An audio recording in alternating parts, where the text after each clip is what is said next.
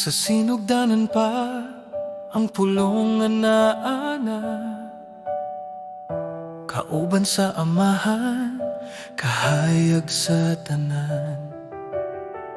Pinaagi kaniya ang kalibutan na mugna, walay bisan unsa nga wala niya mahimo.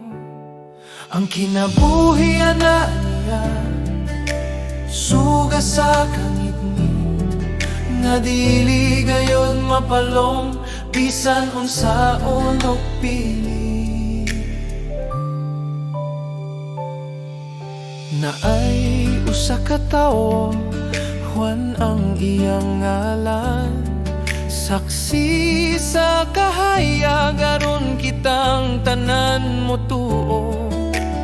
Dili siya ang suga, di pahibalo lang siya, nga ang matuod nga kahayagan ni ana sa yuta. Ang pulong nahimong munod, nakikpuyo ka nato, gihubo ang himaya, nahimong sa manimo ug nako. Dili sa tao anong pagbuot, kundi grasya sa Ginoo. Kitang nituo nahimong mga anak niya sa tinuod.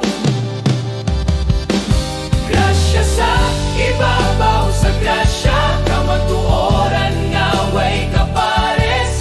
Ang Dios nahimong tao, sa gugma niya kita gihatasan.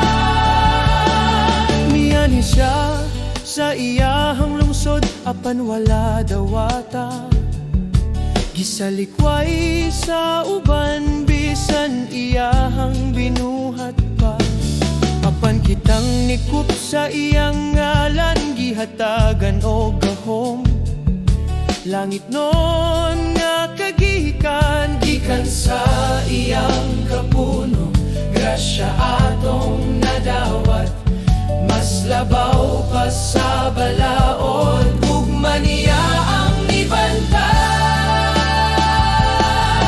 Ang Diyos, Diyos gihapon, apan nagpaubos siya. Tungod sa iyang kaluoy, kita naluwas. Gipasaylo kita, bisan wala kita'y angay. Busa pasaylo sa ta, igugma sa ta.